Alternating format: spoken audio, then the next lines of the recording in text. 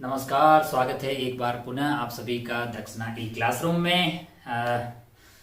हमारा जो ऑप्टिक्स का खेला है वो काफ़ी हद तक आगे पर पहुंच गया है। हम लोग लास्ट टाइम बातें कर रहे थे डिस्पर्जन की। किसकी बातें कर रहे थे? डिस्पर्जन की बातें कर रहे थे। और जाने से पहले हमने शायद 3 सवाल आपको होमवर्क में दिए हैं, तो उम्मीद है कि आपने अच्छे से इनको ट्राई किया होगा। चलिए अपन तो इनको तुरंत तुरंत सॉल्व करते हैं, फिर अपन आगे बढ़ते हैं, आज के खेला को शुरू करते हैं। पहले इन 3 सवालों को देख लेते हैं। बात कुछ नहीं है भाई, हमने बात की थी कि अगर दो प्रिज्म को इस तरह से रख दिया जाए और आपसे पूछा जाए डेल्टा नेट, तो आपके भेजे में सीधा उतरता है कि भाई साहब दोनों ही सेम डायरेक्शन में ही जो है रे को ऐसा और ये बेस की तरफ, और फिर वो जो रे जाएगी फिर से ये बेस की तरफ ही करेगा, तो नेट डेल्टा अपने पास आएगा वो डेल्टा 1 प्लस थीटा 2 और डेल्टा की वैल्यू हो जाएगी डेल्टा 1 प्लस डेल्टा 2। लेकिन अगर इस तरह का कॉम्बिनेशन रहे जहां पे अपोजिट डायरेक्शन में हो, तब अपने पास ऐसा भी सीन बनता था कि कभी थीटा 0 हो जाता था तो कभी डेल्टा 0 हो जाता था, है कि नहीं यार? वैसे 2 केसेस हमने पढ़े थे, एक डायरेक्ट विजन और एक दूसरा वाला जिसमें एक्रोमेटिक कॉम्बिनेशन बन रहा था। अच्छा भाई साहब, बहुत बढ़िया, बहुत ही शानदार। तुरंत तुरंत सवालों की बातें करते हैं। अच्छा भाई साहब, बहुत बढ़िया। आपसे पूछा थीटा नेट, तो मैंने बोला वो थीटा 1 प्लस थीटा 2 हो जाएगा। और थीटा की वैल्यू क्या होती है हमारे लिए? थीटा की वैल्यू होती है mu violet minus mu red into a. और डेल्टा की वैल्यू क्या होती है? डेल्टा की वैल्यू होती है mu violet minus 1 into a. और कभी कभी म्यू वॉयलेट दिया नहीं होता है, म्यू येलो सॉरी, तो म्यू येलो नहीं दिया होता है, तो mu violet plus mu red divided by 2 minus 1 into a कर देते हैं अपन, है ना? बहुत बढ़िया भाई साहब, बहुत शानदार। ओहो, यहाँ पे अगर पहले वाले सवाल में हमें थीटा नेट की जरूरत होगी तो हम थीटा 1 प्लस थीटा 2 कर देंगे। थीटा निकालना अपना mu violet minus mu R है, तो उसके लिए ज्यादा परेशान होने की जरूरत नहीं है, क्योंकि म्यू वॉयलेट जो है फर्स्ट वाले के लिए क्या दिया हुआ है आपको? 1.5 दिया हुआ है। क्या? 1.5। अच्छा, माइनस क्या करना है आपको? म्यू रेड जो कि दिया हुआ है 1.4 इंटू आपको क्या कर देना है? इंटू आपको ए कर देना है। तो पहले वाले का ए कितना है? 4 डिग्री है। अच्छा भाई साहब, बहुत बढ़िया। ये थीटा 1 आ गया क्या? यस। क्या सिमिलरली अपन थीटा 2 निकाल सकते हैं? ये आइटम थीटा 2 है। अच्छा, क्या थीटा 2 को निकाल सकते हैं? थीटा 2 कैसे निकालेंगे? इस वाले के लिए लिख दो भाई साहब, mu violet minus mu red. Mu violet कितना दिया हुआ है? 1.7। रेड कितना दिया हुआ है? 1.5। तो ये हो जाएगा 1.7 माइनस 1.5 इंटू क्या आ जाएगा? इसका एंगल कितना है लाला? 2 डिग्री। तो 2 डिग्री को यहां से मल्टीप्लाई कर ले, इसको सॉल्व कर ले यार, अंदाज में भी इसको सॉल्व कर लेगा, है ना? ये 1.5 माइनस 1.4 कितना हो जाएगा? 0.1 इंटू 4 प्लस ये कितना हो जाएगा भाई साहब? 0.2। क्या हो जाएगा? 0.2 इंटू 2 कर दीजिए, ठीक है? अच्छा, तो ये हो गया है अपना 0.4 और ये भी हो गया है 0.4। दोनों को जोड़ेंगे तो 0.8 डिग्री आ जाएगा। हमारा आंसर क्या हो जाएगा? 0.8 डिग्री। अच्छा भाई साहब, बहुत बढ़िया, बहुत शानदार। आगे बढ़ लें क्या? बिल्कुल। डेल्टा निकालते हैं, सिर्फ कैलकुलेशन ही तो करनी है यार। डेल्टा अगर निकालना है हमको, हम चाहते हैं कि भाई तुरंत तुरंत चीजों को यहाँ मिटा भी दें, ताकि मैंने सवाल पहले लिख दिए ताकि टाइम वेस्टेज ना हो सवाल लिखने का। डेल्टा 1 प्लस डेल्टा 2 करेंगे तो ये आइटम क्या हो जाना चाहिए? Mu violet 1 plus mu red 1 divided by 2 minus 1 into A1। अब यही तो होगा ना भाई साहब डेल्टा 1। ओहो, सिमिलरली डेल्टा 2 की वैल्यू क्या होगी? डेल्टा 2 की हो जाएगी mu violet 2 plus mu red 2 divided by 2। अरे भाई येलो दिया नहीं हुआ तो इस तरह से येलो निकाल लेंगे, माइनस 1 इंटू A2। अच्छा, ये जो है दूसरे वाले सवाल की इन्फो है, तो अपन यहाँ पे रखते हैं। तो अपने पास डेल्टा नेट की जो वैल्यू आ जाएगी, mu violet 1 plus mu violet red, मतलब वॉयलेट आपको 1.5 दिया है, तो ये आ जाएगा 1.5 प्लस आपके पास आएगा 1.4 divided by 2 minus 1 into A1 की जगह क्या रख देंगे आप? 4 डिग्री। क्या रख देंगे? 4 डिग्री प्लस आपके पास mu violet 2 plus mu red वाला, तो भाई कितना दिया हुआ है यहाँ पे देखना है, इंफॉर्मेशन इसकी यूज करनी है। 1.7 plus 1.5 divided by 2 minus 1 into A2 अपने पास कितना है?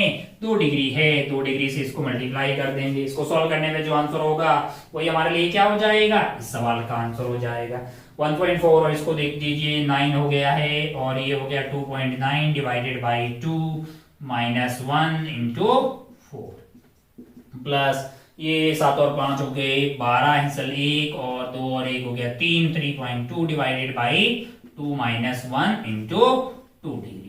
अच्छा भाई साहब बहुत बढ़िया है ना। तो ऑप्शन ये कितना है 2 है ना। तो अच्छा ध्यान से देखिए 2 को उधर ले जाएं तो ये हो जाएगा अपने पास 0.9 डिवाइड, अब आप कर लेंगे यार है ना, इंटू 4 कर दीजिए और उसको 2 को, ये तो 1.6 ही हो गया, 1.6 में से इसको घटा देंगे तो ये तो 0.6, अरे 32/2 करेंगे तो 16 आ जाएगा, 16 में से 1 घटा देंगे मतलब 0.6 हो गया, इंटू 2 आ गया ना, बहुत बढ़िया है कि नहीं है। अच्छा भाई ये कट गया, ये इससे कट गया 2 बार, तो ये कैलकुलेशन देख लेना अपने हिसाब से, तो ये 1.8 हो गया है और ये कितना हो गया है 1.2 है ना। दोनों को जोड़िएगा तो अपना कार्यक्रम जो है वो 3 डिग्री हो गया, कितना हो गया है, हाँ मतलब 3 डिग्री हो गया है। ठीक है, कैलकुलेशन ठीक की होगी, मेरे पास इसके आंसर भी है। पहले का आंसर कितना आ रहा है 1 पॉइंट, पहले का आंसर आ रहा है अपना, पहले का आंसर अपना आ रहा है 0.8 ठीक किया है अपने, और सेकंड वाले का आंसर आ रहा है 3 डिग्री। बहुत बढ़िया, बहुत शानदार है ना, बहुत शानदार। इसमें कोई बहुत तगड़ी, वैसे भी कोई सवाल में कोई दम नहीं था, जस्ट आपको ऐसे बताया हुआ था कि यार इस तरह से रखे हो तो दोनों चीजें ऐड हो जाएगी, और इस तरह से रखा हो तो दोनों की डायरेक्शन अपोजिट हो जाती है तो सब्ट्रैक्ट हो जाती है, इसमें कोई बुरे वाली बात नहीं है। आगे बढ़ते हैं और ये वाला देख लेते हैं तुरंत तुरंत, ताकि हम ऑप्टिक्स में आगे बढ़ पाए। उम्मीद है कि आपको ये अच्छे से भेजे में उतर रहा होगा। ठीक है, बुकलेट आप साथ साथ सॉल्व करते रहें, ज्यादा से ज्यादा सवाल सॉल्व करें। बैठ जाओ यार, मिटने में बड़ा भाव खाते।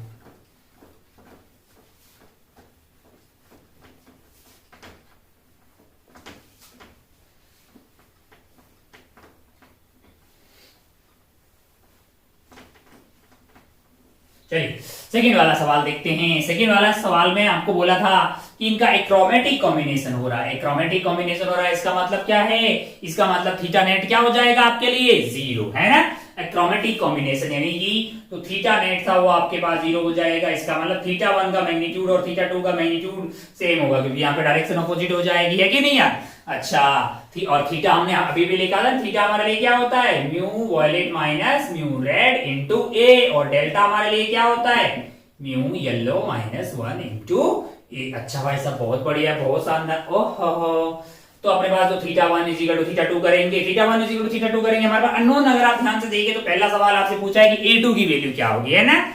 अच्छा थीटा 1 जब आप लिखने जाएंगे तो आप क्या हो जाएगा mu violet 1 minus mu red 1 into a1 that is equal to mu violet 2 minus mu red 2। आपको समझ रहा है ये म्यू वॉयलेट 2 म्यू रेड 2 ए है क्या। अब सेकंड वाले के लिए जब रेड लाइट होगी तो उसके लिए कितना रिफ्रैक्टिव इंडेक्स होगा, है ना। तो ये सेकंड वाले के लिए बिल्कुल आपको समझ में आता है। आप ये जानते हैं कोशिश आपके फॉर्मूला से कि अलग अलग रिफ्रैक्टिव इंडेक्स के लिए म्यू की वैल्यू अलग अलग होती है ना। Mu is equal to A plus B by lambda square, वो रिश्ता आपको ध्यान होना चाहिए, आपको वो रिश्ता याद होना चाहिए। बहुत बढ़िया भाई साहब। ओहो हो, वैल्यू रख लेते हैं, वो तो कोई भी कर ले यार। म्यू की कितना दिया हुआ है 1.35, नहीं वॉयलेट 1.42 माइनस आप कर दीजिए म्यू r1 1.35 इंटू आप कर दीजिए a1 की वैल्यू कितनी दी हुई है 4 डिग्री। बहुत बढ़िया भाई साहब। सेकेंड वाले के लिए अगर बात करें तो म्यू वॉयलेट 2 कितना दिया हुआ है 1.9 दिया हुआ है, म्यू रेड 2 1.7 दिया हुआ है, और यहाँ पे a2 लिखना था जो कि a2 हमारे लिए क्या है अननोन है। वो क्या है अननोन है। a2 अगर चाहिए आपको तो a2 को इधर ले आइए 1.42 minus 1.35 into 4 divided by 1.9 minus 1.7। जिसको सॉल्व करने पे कितना आ रहा है, इसको अगर आप सॉल्व कर रहे हैं तो ये शायद आपके पास 1.4 डिग्री के आसपास आ रहा है, ये 1.4 डिग्री आ रहा है। ठीक है, मैंने निकाल दिया था, होमवर्क दिया था तब डेटा ऐसे करके, लेकिन फिर हमने सॉल्व कर लिया इसको। तो 1.4 डिग्री कैसे निकालें, इसको कोई भी कर लेगा जी, ये 0.2 आ गया, इसको मल्टीप्लाई कर लें 1.4 डिग्री ये जो है आ रहा है। अच्छा भाई साहब बहुत बढ़िया, बहुत ही शानदार। तो पहला पार्ट हमारा लिए हो गया है भाई साहब। दूसरा हमने क्या पूछा है डेल्टा नेट पूछा है, डेल्टा नेट पूछा। यहाँ थीटा नेट तो 0 है लेकिन डेल्टा नेट 0 नहीं होगा। डेल्टा नेट की वैल्यू क्या हो जाएगी, डेल्टा नेट की वैल्यू हमको लगता है डेल्टा 1 माइनस डेल्टा 2 होगा। तेरे को भी यही लग रहा होगा ना, बहुत बढ़िया। येलो दिया हुआ है क्या, मैंने कहा मीन की जरूरत होती है जब भी अपन डेविएशन की बात करते हैं। कौन सा वाला डेविएशन लेते हैं, मीन वाला लेते हैं। अरे भाई हर एक का डिवीजन अलग अलग होगा, फिर डेविएशन किसका लेंगे, मीन वाले का लेंगे। मीन वाला कौन सा होता है, येलो वाला। अच्छा येलो का म्यू दिया हो तो बहुत बढ़िया, नहीं दिया हो तो फिर वॉयलेट और रेड का एवरेज ले लेंगे। ओहो, इस वाले सवाल में दिया हुआ है, बहुत बढ़िया। तो यहाँ पे अपने को जरूरत पड़ेगी, अपन जानते हैं डेल्टा है mu yellow 1 minus 1 into A1, ये आपके पास आ गया डेल्टा 1। उसी तरह से डेल्टा 2 जो आएगा वो कितना आ जाए, सॉरी ये म्यू थे, म्यू येलो 2 माइनस 1 A2 है कि नहीं यार। इन दोनों को सब्ट्रैक्ट कर देंगे, इनको क्या कर देंगे, घटा देंगे भाई साहब। बहुत बढ़िया, बहुत शानदार, वैल्यू रख दीजिए म्यू 1.40, बहुत टाइम पास है लाला। 1.40 माइनस 1 इंटू A1, A1 की वैल्यू क्या है आपके पास, 4 डिग्री है, बहुत बढ़िया भाई साहब। म्यू येलो 2 आपको कितना दिया हुआ है, 1.8 दिया हुआ है, बहुत शानदार। माइनस 1 कर दीजिए इंटू आप A2 कर दीजिए, A2 अभी फ्रेश निकाला है 1.4 डिग्री। इसको सॉल्व कर दीजिए भाई, मल्टीप्लाई कर दीजिए। इसको जब आप मल्टीप्लाई वगैरह कर रहे हैं तो ये वैल्यू जो है मतलब जो है जीरो सॉल्व करके 0.48 डिग्री आ रही है। बहुत बढ़िया, बहुत शानदार, ये कोई भी कर सकता है ना। तो अपन ये नहीं कर रहे हैं क्योंकि वक्त का बेसिकली अपन टाइम को सेव करना चाह रहे हैं। हाँ, तो ये हो गया, बहुत बढ़िया, बहुत शानदार। ये भी डन हो गया, ये भी डन हो गया। एक और सवाल दिया था, हाँ शायद ये दिया था, हाँ, कि वॉयलेट, ग्रीन और रेड लाइट को यहाँ पे गिराया जा रहा है और आपसे पूछा जा रहा है कि 1, 2 और 3 पे कौन कौन हो सकता है। तीनों में से कौन 1 पे जाएगा, कौन 2 पे जाएगा और कौन 3 पे जाएगा। अच्छा भाई साहब, उम्मीद है कि वो आपसे हुआ होगा। सोच के देखिए कौन सी वाली अंदर ही रहने की पॉसिबिलिटी है। आपको बोल दिया कि तीनों में से जो एक है वो बाहर, 2 बाहर चली गई है, एक अंदर ही है।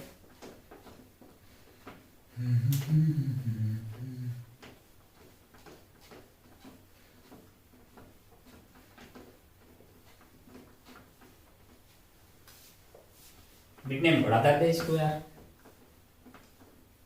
चलिए, ओह, अब अगर ध्यान से देखें तो ये जो तीनों हैं उसके लिए आई की वैल्यू 0 है तो आर की वैल्यू 0 होगी, म्यू की वैल्यू बोले कुछ भी हो, है कि नहीं यार। अगर सीधा ऐसे आ रहा है 90 डिग्री पे आ रहा है तो सीधा कट लेगा, लेकिन यहां से जब यहां जा रहे होंगे तो अब यहाँ पे आई की वैल्यू 0 नहीं होगी तो आर की वैल्यू अलग अलग आएगी कि नहीं आएगी यार। ओहो, अच्छा बाहर जाएगी अंदर रहेगी, क्या वो इस बात पे भी डिपेंड करेगी कि ये जो एंगल रहेगा, ये जो एंगल रहेगा वो क्रिटिकल एंगल से अगर बड़ा होगा तो फिर वो वाली रे जो है वो किधर जाएगी, टप्पा खा के वापस आ जाएगी, उसका TIR हो जाएगा।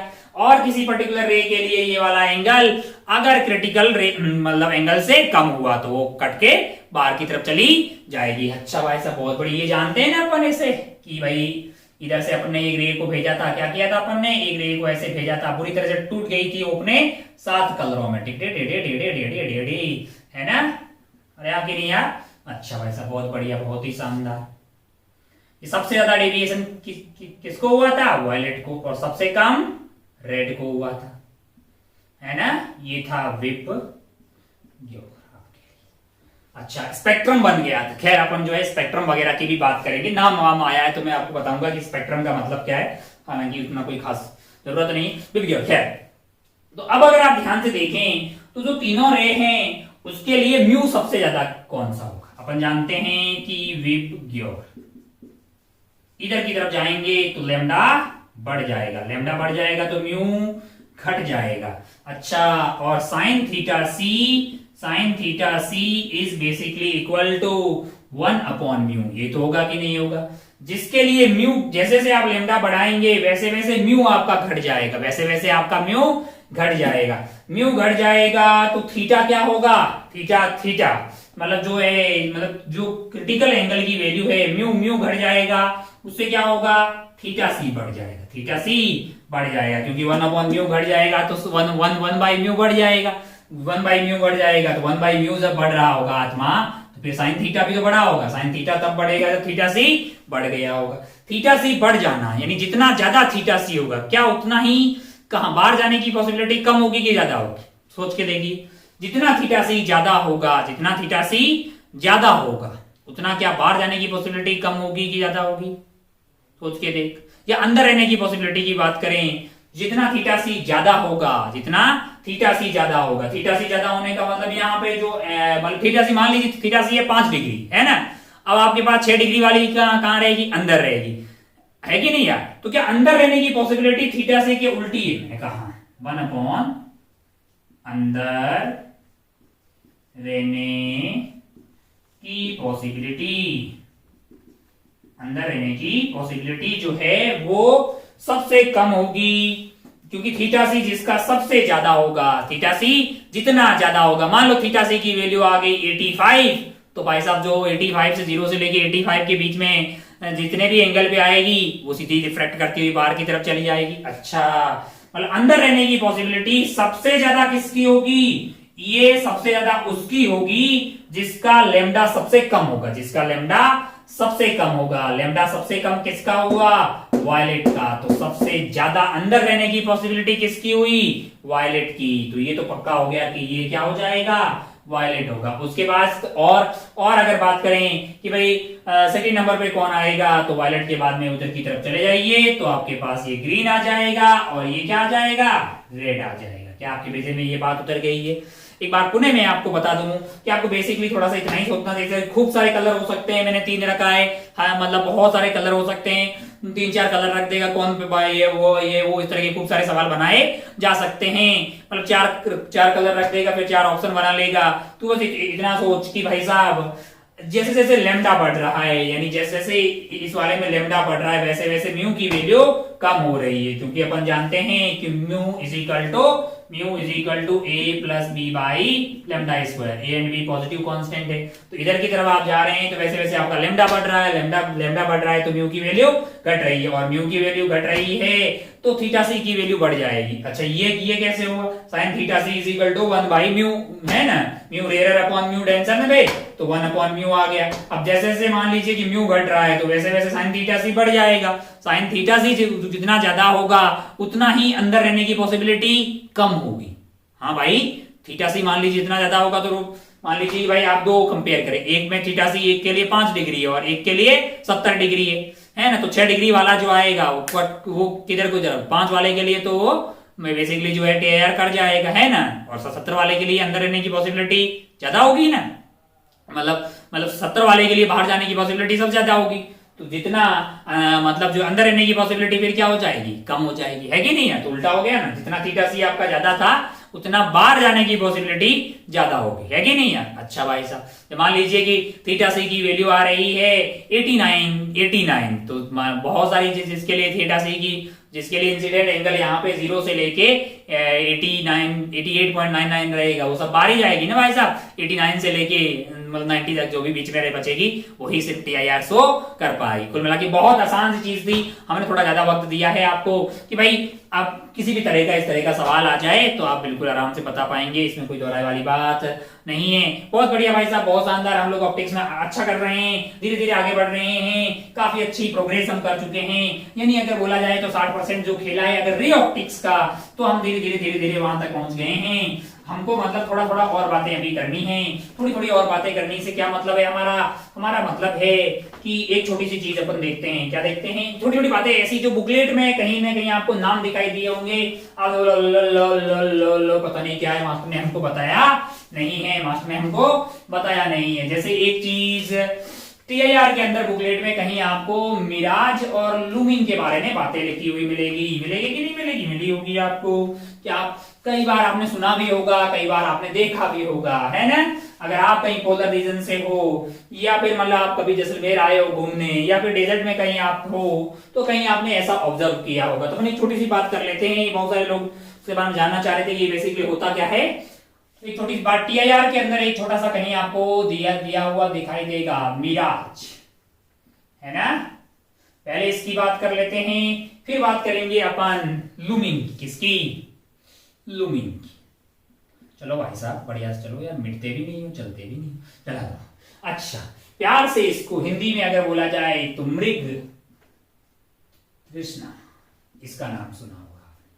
खैर अपन बात करते हैं कि ये घटना होती क्या है ना? ये घटना होती कहाँ है? उससे पहले मैं बता दूं कि ये घटना आपको देखना चाहिए तो आप डेजर्ट में चले जाइए। कहाँ चले जाइए? रेगिस्तान में चले जाइए, यानी अपने उधर आ जाइए जैसलमेर में, बिल्कुल आपको दिखाई देगा, इस बात की गारंटी। अच्छा भाई साहब, आप रेगिस्तान में आ जाइए। कहाँ जाइए?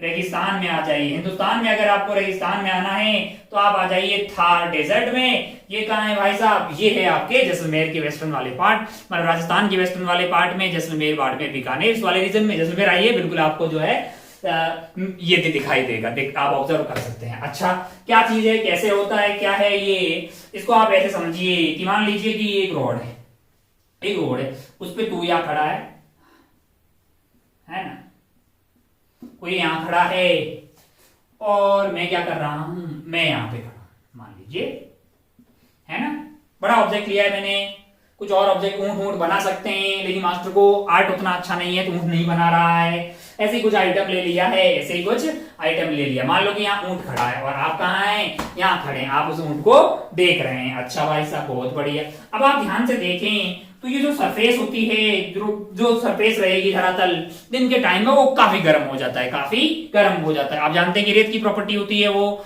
बहुत जल्दी से गर्म भी होती है और बहुत जल्दी से ठंडी भी होती है। तो कभी कभी टेम्परेचर 50 का आंकड़ा पार करता है जब दिन की गर्मी रहती है, और वही रात को 12-1 बजे तक काफी जो है 10 डिग्री के आसपास पहुंच जाता है। मतलब इस तरह का वेरिएशन काफी ज्यादा रहता है। तो अपन जो दिन की बात कर रहे हैं, धूप एकदम निकली हुई है, तो यहाँ का जो टेम्परेचर होगा, यानी कि सरफेस के आसपास का, यानी कि जो रेत के ऊपर के आसपास का टेम्परेचर काफी ज्यादा होता है, और ऊपर में थोड़ा सा हवाएं जो है वो ठंडी रहती है ना। तो यहाँ वाला जो हॉट सरफेस है, ये कौन सरफेस है, हॉट सरफेस है। अच्छा भाई साहब, बहुत बढ़िया, बहुत शानदार। अब अगर आप ध्यान से देखें तो हमारे और इस कैमल या जो आइटम यहाँ पे खड़ा है उसके बीच में क्या है, एयर है, जो कि हर जगह भरी हुई है भाई साहब। इसका टेम्परेचर जो है नीचे की तरफ आ रहे हैं तो टेम्परेचर इसका बढ़ रहा है। क्या बढ़ रहा है, टेम्परेचर बढ़ रहा है। टेम्परेचर बढ़ने के साथ होता क्या है कि इसका रिफ्रैक्टिव इंडेक्स है जो है म्यू कम होने लगता है। म्यू क्या होने लगता है, कम होने लगता है। तो ऐसा समझिए कि आप खूब सारा स्लैब टाइप का ऐसा आइटम रखा हुआ, ऐसा हवा है, और नीचे की तरफ जैसे जैसे जा रहे हैं टेम्परेचर बढ़ रहा है हवा मतलब मीडियम का, और उसका रिफ्रैक्टिव इंडेक्स कम हो रहा है। अच्छा भाई साहब, बहुत बढ़िया, बहुत शानदार।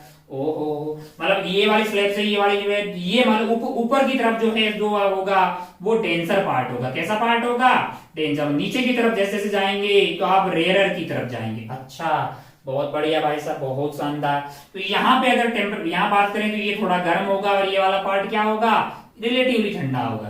तो एक रे मैंने यहां से निकाली, जो इसकी आंखों तक पहुंच गई। कहां पहुंच गई, आंखों तक। दूसरी रे बनाना चाह रहे हैं, मान लो कि अपन यहां से बनाना देखें कि भाई माथे को ही अपन देख रहे हैं, तो माथे को अगर अपन देख रहे हैं, एक रे जो है इधर की तरफ जा रही थी, बीच में कहीं उसका टीआईआर हुआ, टिक टिक टिक टिक, वो टीआईआर क्यों हुआ, क्योंकि हमेशा रे जो है वो कहां जा रही है, वो जो है डेंसर मीडियम से रेयरर की तरफ जा रही है, क्योंकि नीचे की तरफ जैसे जैसे आप जा रहे हैं म्यू की वैल्यू कम हो रही है। तो आपको ये प्रतीत हो रहा होगा कि यार ये रे तो कहां से आ रही है, यहां से आ रही है। यानी ये भाई साहब जो हैं, इनकी जो इमेज आपको बनती हुई, यानी आपको ऐसा लगेगा कि भाई साहब जो है वो ऐसे, मतलब जो है ऐसे यहाँ पे उसका माथा दिखाई देगा। तो अगर आप अपनी आंखों से देखेंगे, अगर आप अपनी आंखों से यहां से देखेंगे तो आपको क्या होगा कि आपको ऑब्जेक्ट तो दिखाई दे रहा होगा, ये तो पूरा दिखाई दे रहा होगा, है ना। उसके साथ साथ उसकी इमेज भी नीचे की तरफ बनती हुई दिखाई दे रही होगी। जैसे आपको ऑब्जेक्ट दिखाई दे रहा, वैसे ही नीचे की तरफ वाली ये जो इमेज है वो भी आपको दोनों, मतलब ऑब्जेक्ट प्लस इमेज आपको दोनों यहां से दिखाई दे रहा होगा एक साथ। आपको ऊपर जो है ऑब्जेक्ट दिखाई दे रहा होगा, नीचे उसकी इमेज बनती हुई दिखाई दे रही। अच्छा, ऐसा धोखा होता है। मैंने कहा हाँ। अब अगर आप ध्यान से देखें, मान लो कि मैंने यहाँ पे कुछ वीडियो और क्लिप डालूंगा जिसमें वहां का मतलब जो है वो फोटो वोटो दिखा के आपको इस तरह की करना है। हालांकि आपने ऑब्जर्व की तो कोई बहुत ज्यादा टफ चीज नहीं है। रोड पे आप ये बहुत ज्यादा अच्छे से ऑब्जर्व कर सकते हैं। रोड पे जब चल रहे होते हैं तो अपने को दूर, मतलब गाड़ी वाड़ी से आप साइकिल से चल रहे हैं, दूर आपको ऐसा लगता है कि पानी पड़ा हुआ है। वहां पे जाते हैं तो फिर दूर लगता है कि और पानी है, फिर वहां जाते तो कुछ नहीं मिलता है, फिर आगे लगता है कि जो है फिर पानी है ना।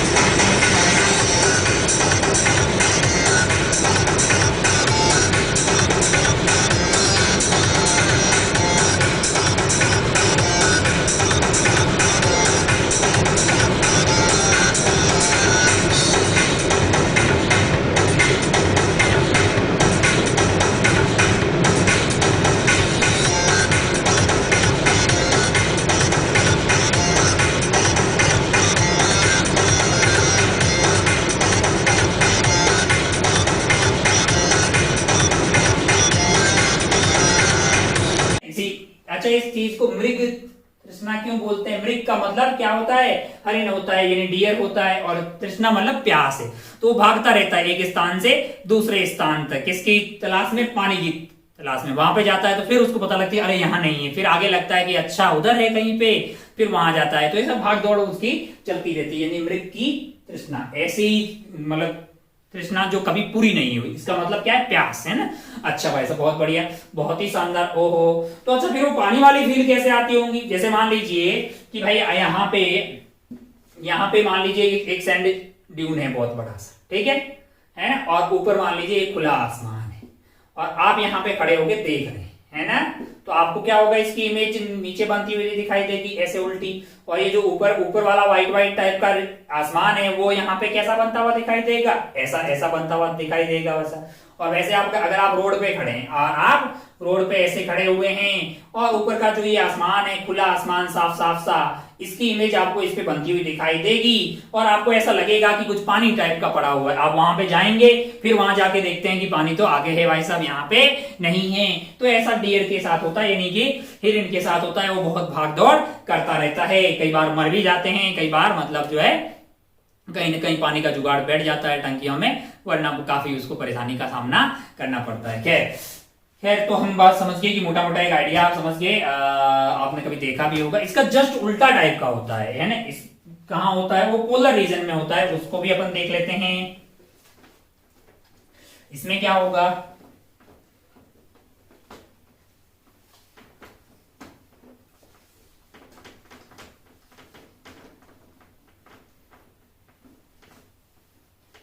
रेगिस्तान का जस्ट उल्टा आप कहां पहुंच जाइए। अच्छा इसमें टीआईआर कहां हुआ था, वो आप दिखा ना, हाँ टीआईआर आपको देखा, बहुत बढ़िया, बहुत शानदार। मान लीजिए कि आप पोलर रीजन में पहुंच गए, या फिर ऐसे रीजन में कहीं पहुंच गए जहां पे बर्फ ही बर्फ है, जहां पे बर्फ ही बर्फ है, यानी कि मतलब जैसलमेर के जस्ट उल्टी जगह पे आप पहुंच गए, है ना। अच्छा मान लीजिए कि आप जो है, आप यहाँ पे कुछ आइटम है, इसमें बैठे हुए हैं, है ना, क्या बनाते हैं, नाव बना देते हैं इस तरह का कुछ, और आप नाव ए में बैठ के नाव बी को देख रहे हैं। किसको देख रहे हैं, नाव बी को। अच्छा बहुत शानदार। अब अगर आप ध्यान से देखें तो यहां पे उल्टा होता है, यहां पे क्या होगा, नीचे नीचे बर्फ है कि नहीं है, बर्फ है तो यहाँ आसपास की हवाएं एकदम ठंडी होगी, है ना। तो अगर आप मतलब ऊपर की तरफ जाएंगे, यहाँ पे आप ऊपर की तरफ जाएंगे तो टेम्परेचर बढ़ेगा, ऊपर की तरफ म्यू घटेगा, है ना। पिछली बार ऐसा हुआ था कि ऊपर यहाँ पे इस बार कोल्ड रहेगा, कैसा रहेगा, कोल्ड, और ऊपर की तरफ हवाएं रिलेटिवली गर्म रहेगी। अच्छा भाई साहब बहुत बढ़िया, बहुत शानदार। ओहो, तो अब अगर आप ध्यान से देखें, तो यहाँ पे खड़े होंगे, अगर आप बी को देख रहे होंगे तो एक रे आ रही। अच्छा यहाँ पे जो ये एयर ऐसा एयर की लेयर मान सकते हैं, रिफ्रैक्टिव इंडेक्स जो है ऊपर की तरफ जाने पे कम हो रहा है, तो एक रे को मैंने भेजा यहाँ से, कैसे भेजा भाई साहब, यहाँ से भेजा, जो कहाँ आई, तेरी आंखों तक आई। अच्छा भाई साहब बहुत बढ़िया, बहुत ही शानदार। और दूसरी रे को मैंने यहाँ से भेजा, जो भी तेरी आंखों के पास आई। अच्छा भाई साहब, अच्छा ये वापस से घूम के कैसे आई, यहाँ पे क्या हुआ है, यहाँ पे टीआईआर हुआ है, यहाँ पे क्या हुआ है, टीआईआर क्यों हुआ है, क्योंकि ये जब इस वाली लेयर से इस वाली लेयर में जा रही होगी, तब जो एंगल ऑफ इंसिडेंट रहा होगा वो यहाँ के क्रिटिकल एंगल से बढ़ा रहा होगा, तभी ना लौट के वापस आ गई, उसने यू टर्न मार लिया है ऐसा। अच्छा भाई साहब बहुत बढ़िया, बहुत शानदार। ये रे कहां से आती हुई प्रतीत हो रही है, यहाँ से, और ये वाली रे कहां से आती हुई प्रतीत हो रही है, यहाँ से। तो अगर आप ध्यान से देखेंगे तो आप ये पाएंगे कि आपको यहाँ पे इनका इमेज बनता हुआ दिखाई दे रहा होगा ऐसे, है ना भाई साहब, बहुत बढ़िया, बहुत ही शानदार। तो आपको ऐसा उल्टा, इसका जस्ट उल्टा उधर बनता हुआ आपको दिखाई देगा। कितना घटिया सा बना है नाव, खैर कोई बात नहीं, वेस्ट छोटा भाई ऐसा, इस तरह से। तो अगर आप ध्यान से देखें तो आपको एयर में एक इमेज बनती हुई दिखाई देगी, है ना, इमेज इन दी। इसी घटना को प्यार से क्या बोला जाता है, लूमिंग या लूमेज, इस प्रोसेस का नाम है। ये कहां पे होता है, ये होता है पोलर रीजन में। कहां पे, पोलर रीजन में, यानी ऐसा वाला रीजन जहां पे बर्फबारी वगैरह होती है, बर्फ वगैरह रहती है बहुत सारी, तो नीचे की तरफ जो है टेम्परेचर कम रहेगा, तो ऊपर की तरफ मतलब जो है जैसे ऊपर की हवा जो होगी वो गर्म रहेगी कंपेयर टू नीचे वाली। तो रिफ्रैक्टिव इंडेक्स अगर एयर का देखा जाए तो ऊपर की तरफ कम हो रहा होगा, तो ये ऐसे वापस करके आती है। ये घटनाएं आप जो है बर्फ वाले रीजन में ऑब्जर्व कर सकते हैं। अच्छा भाई साहब बहुत बढ़िया, बहुत शानदार। ओहो अच्छा, कुछ और अगर बुकलेट में देखा होगा अभी तो कहीं ना कहीं आपको कुछ नाम दिखाई दिए होंगे। हम हर चीज देख रहे हैं तो उनको भी देख लेते हैं। कहीं आपने स्पेक्ट्रम नाम की कोई चीज देखी होगी? देखी, एक जगह कहीं लिखा होगा स्पेक्ट्रम। क्या चीज है ये स्पेक्ट्रम? छोटी छोटी बातें कर लेते हैं ताकि अपन स्पेरिकल रिफ्रैक्शन शुरू करने से पहले इन सारी बातों की मतलब जो है एकदम पूरा खत्म करके बैठ जाएं, फिर स्पेरिकल रिफ्रैक्शन शुरू करते हैं और फिर उसको खत्म करते हैं, फिर ये रे ऑप्टिक्स का खेला ही खत्म हो जाएगा। अच्छा भाई साहब, बहुत बढ़िया। स्पेक्ट्रम नाम की, वैसे तो ये हमारे सिलेबस में कोई बहुत ज्यादा डेफिनेशन है नहीं, बाकी आप जानते हैं कि जो स्पेक्ट्रम है, स्पेक्ट्रम क्या चीज है? स्पेक्ट्रम खुद ही क्या चीज है? बेसिकली एक अरेंजमेंट होता है। क्या होता है? Arrangement according to wavelength. तो बोले मैं क्या समझू इसमें? मैंने कहा भाई साहब ये जो चैप्टर था उसकी स्टार्टिंग में हमने इलेक्ट्रोमैग्नेटिक स्पेक्ट्रम की बात की थी, है ना? मतलब जो रेडियो, माइक्रो, इंफ्रारेड, ये वो से लेके, तो इस तरह से हमने ऐसा बोला कि इधर की तरफ जाने पे फ्रीक्वेंसी बढ़ती है, लैम्डा घटता है, ये सारी बातें की थी ना। तो और हमने बात की थी विजिबल यहां से यहां तक रहती है, तो वो जो अरेंजमेंट होता है उसी को प्यार से क्या बोलते हैं? स्पेक्ट्रम बोलते हैं। इसमें कोई बहुत तगड़ी चीज नहीं है। हालांकि आप थोड़े बहुत मतलब जो है न्यूज कहीं देखते हो, हमारे देश में एक 2G स्पेक्ट्रम घोटाला हुआ था, पता है आपको? 2G and second generation mobile network के लिए मतलब वेवलेंथ का ऑप्शंस होता है कि यहां से यहां, या फ्रीक्वेंसी बोल सकते हैं दूसरी भाषा में, कि यहां से यहां फ्रीक्वेंसी में ये कंपनी ऑपरेट करेगी, यहां से यहां ये करेगी। तो अगर आपको पढ़ना है तो आप पढ़ सकते हैं 2G स्पेक्ट्रम स्कैम। क्या ऐसी नॉलेज के लिए बता रहा हूँ स्पेक्ट्रम। अच्छा, स्पेक्ट्रम का मतलब सीधी भाषा में ये मतलब हुआ कि अरेंजमेंट अकॉर्डिंग टू वेवलेंथ। जैसे आप ध्यान से देखें तो प्रिज्म में हमने क्या डाला? व्हाइट लाइट डाला। हमको क्या मिल गया है? एक स्पेक्ट्रम मिल गया। विजिबल रेंज में एक स्पेक्ट्रम मिल गया, वायलेट से स्टार्ट होके रेड तक के बीच में एक वेवलेंथ का एक पूरा जो है आपको एक बैंड मिल गया है कि नहीं? अरेंजमेंट जो है अकॉर्डिंग टू द वेवलेंथ, इसी को प्यार से क्या बोला गया है? स्पेक्ट्रम बोला गया। अच्छा भाई साहब, बहुत बढ़िया, बहुत शानदार। अच्छा, कई दो तरह के स्पेक्ट्रम होते हैं। एक को बोलते हैं एमिशन स्पेक्ट्रम, ऐसे ही बोल रहा हूं, कोई खास जरूरत नहीं है, ऐसे ही मतलब लिखा हुआ है तो बता दे रहे हैं। Absorption spectrum. एमिशन स्पेक्ट्रम क्या है? मान लीजिए हमारे पास कोई आइटम है, कोई आइटम, मॉडर्न में जाके इसकी जरूरत दोबारा से हम बात करेंगे। मान लो कि वो आइटम जो है कुछ एनर्जी एमिट कर रहा है ना, है कि नहीं है? तो आपको जो है जो एमिटेड एनर्जी होगी या जो फोटॉन या जो भी एनर्जी निकालेगी उसमें एक लैम्डा मिनिमम आ रहा होगा, एक लैम्डा मैक्सिमम आ रहा होगा। तो ये जो अलग अलग लैम्डा के करस्पॉन्डिंग जो भी आपको एनर्जी मिल रही है, यानी जो एमिटेड एनर्जी है उसका अरेंजमेंट अकॉर्डिंग टू वेवलेंथ, जो खेला मिलेगा उसको अपन क्या बोलेंगे? Emission spectrum. एब्जॉर्प्शन क्या है? तो अब आप समझ गए कि मान लो कि भाई कोई आइटम है, क्या है? कोई आइटम है, इसके अंदर हमने क्या डाल दिया? मैंने कहा 0 से लेके इंफिनिटी तक की सारी वेवलेंथ मान लीजिए कि लाइट इसमें डाल दी, है कि नहीं यार? और बाहर की तरफ कुछ लाइट आई, है ना? और कुछ जो है लाइट नहीं आई, यानी कुछ भी वेवलेंथ जो है नहीं आई। जो नहीं आई उसी का तो अरेंजमेंट अपने को क्या कहलाएगा? एब्जॉर्प्शन स्पेक्ट्रम के कहलाएगा, है कि नहीं यार? मतलब जो लाइटें बाहर नहीं आई उनके करस्पॉन्डिंग क्या मिलेगा? डार्क लाइंस मिलेगी। परेशान ना हो, डार्क क्या होता है, ब्राइट क्या होता है, वो वैसे भी तू वेव ऑप्टिक्स में समझ जाएगा। इसके करस्पॉन्डिंग तेरे को मिलेगी ब्राइट लाइंस। क्या मिल जाएगी? Bright lines. मतलब यहाँ पे लाइट मिलेगी आपको एब्जॉर्प्शन में, और यहाँ पे वो वाली वेवलेंथ जो नहीं मिली। अच्छा, ये मिलना नहीं मिलना किससे डिसाइड होता है? एक आइटम होता है जिससे कि इनको रिकॉर्ड किया जाता है या इसका ऑब्जर्वेशन लिया जाता है, स्पेक्ट्रोमीटर। स्पेक्ट्रोमीटर। अच्छा भाई साहब, क्या होता है ये? इसमें एक कॉलीमीटर होता है, कॉलीमिनेटर, दूसरा एक प्रिज्म रहता है, और एक क्या रहता है? एक टेलीस्कोप। लोग बोले बता क्यों रहे हो? ऐसे ही बता रहा हूं, कोई ये पीएचडी करने की इसकी कतई जरूरत नहीं है। कॉलीमीटर करता क्या है? ये बेसिकली हम मॉडर्न में जाके हम इसकी बात करेंगे। बेसिकली जो है लाइट की रेस को एक बीम बना के भेजता है आगे की तरफ। प्रिज्म क्या करता है? कुछ डेविएट, कुछ काम करता होगा। टेलीस्कोप भी कुछ काम करता होगा। ये बेसिकली जो है रीडिंग लेने में ये बेसिकली करता क्या है कि अलग अलग डेविएशन को मेजर करता है। अलग अलग डेविएशन पे जो लाइट आ रही है उसकी इंटेंसिटी को मेजर करता है। बहुत सारी अपना काम करता है। मतलब ये एक्सपेरिमेंट करने में काम आएगा।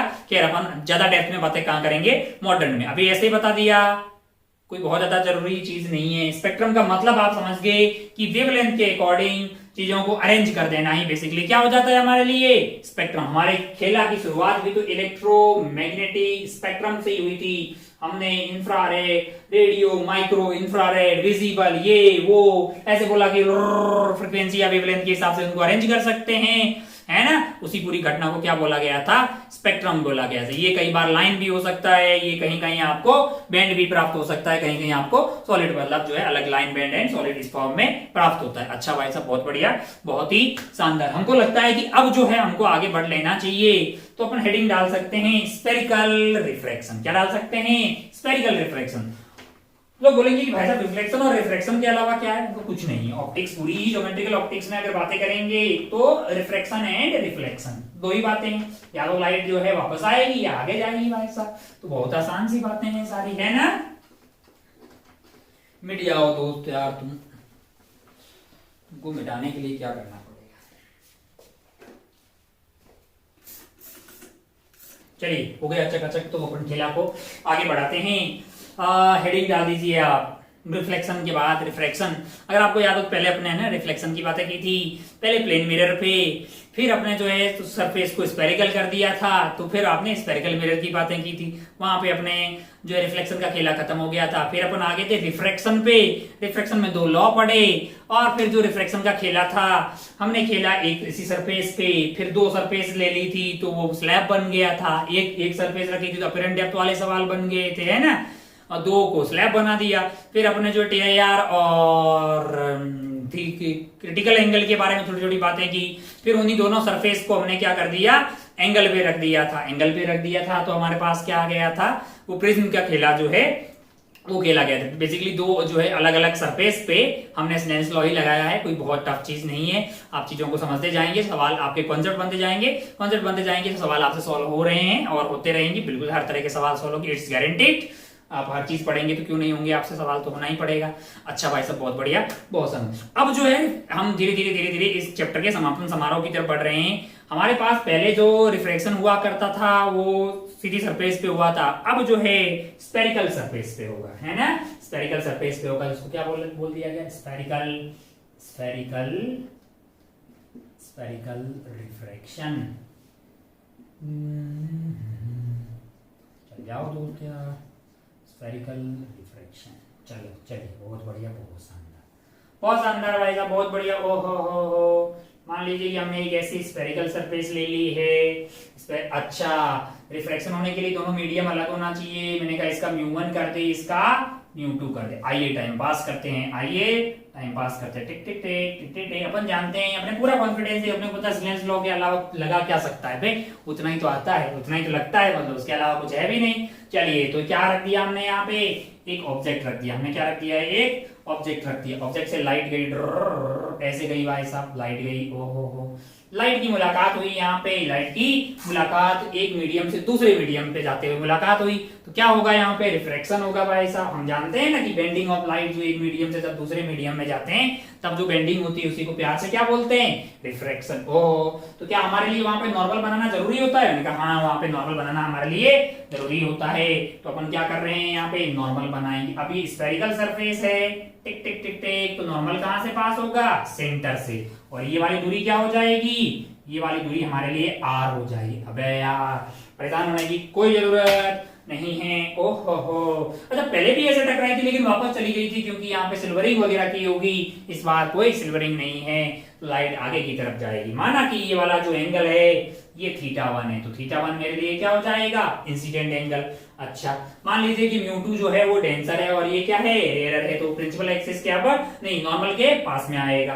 तो थोड़ा सा नॉर्मल के पास में ले आते हैं और यहाँ पहुंच गई भाई साहब। ओहो, अच्छा यहाँ पहुंच गई और एक रे मैंने यहाँ से ले, इसके लिए I0 था, R0 था, वो सीधी यहाँ पहुंच गई। ओ, इनकी मुलाकात हुई क्या यहाँ पे। ओ, तो ये ऑब्जेक्ट है, तो यहाँ क्या बन गया हमारे लिए, यहाँ इमेज बन गया। हाँ, इमेज बनाने के लिए कितनी पॉइंट ऑब्जेक्ट की पॉइंट इमेज बनाने, हमको इमेज बनाने के लिए 2 रे की जरूरत होती है, 2 रे मिल गई। बहुत बढ़िया भाई साहब, बहुत ही शानदार। मान लीजिए कि इंसिडेंट एंगल θ1 था, तो ये जो रिफ्लेक्टेड एंगल है इसको मैं θ2 बोल रहा हूँ। कोई बुराई वाली बात नहीं है, आराम से करते डेरिवेशन, अपने कोई जल्दीबाजी नहीं है, बिल्कुल आप आराम से चलते जाएं।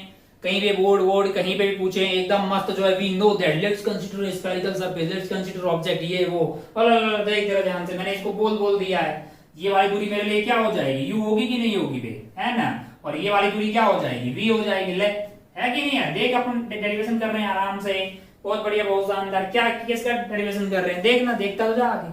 ओह बहुत बढ़िया, बहुत शानदार। अब आप ध्यान से देखें, ध्यान से आप देखें तो मैं क्या कर रहा हूं, यहां से एक परपेंडिकुलर डाल दे रहा हूं, है ना, और ये मेरे लिए जो है ये m है और ये क्या है n है। अच्छा, एक छोटी सी बात मैं यहाँ पे लिख रहा हूं कि जो भी मैं ये रेज कंसीडर कर रहा हूं वो कैसी रेज है, वो पैरा एक्सियल रेज है। कैसी रेज है, पैरा एक्सियल रेज। अच्छा, अगर ये पैरा एक्सियल रेज है तो मैं इस वाले एंगल को अल्फा बोल रहा हूं, इस वाले एंगल को बीटा बोल रहा हूं, इस वाले एंगल को गामा बोल रहा हूं, इस वाले एंगल को गामा बोल रहा हूं। अगर ये पैरा एक्सियल रेज है इसका मतलब ये हुआ कि alpha, beta, gamma and theta 1 and theta 2 are small, are very small. ये बहुत छोटे होंगे, ये बहुत ही छोटे होंगे, क्योंकि मेरे द्वारा जो रेज दी गई है वो कैसी है, वो पैरा एक्सियल रेज है। वो कैसी है, पैरा एक्सियल। अच्छा भाई साहब, बहुत बढ़िया, बहुत ही शानदार। ओहो, और ये और जो है, और जो हमारे पास P और N के बीच की ये दूरी है, P एंड N के बीच की ये दूरी, Pn इज नेग्लिजिबल। ये क्या है, नेग्लिजिबल। अच्छा भाई साहब, बहुत बढ़िया, बहुत शानदार। ओहो, अब आओ टाइम पास करते हैं। अच्छा, सबसे जो चीज हम लगा सकते हैं, मैंने कहा स्नेल्स लॉ लगाने पे यार, वो तू लगा ही सकता है। तू क्या बोलेगा, तू ये बोलेगा कि mu one sine theta 1 is equal to mu two sine theta 2। इसमें कोई बुराई वाली बात नहीं है, इसमें कुछ भी गलत नहीं है।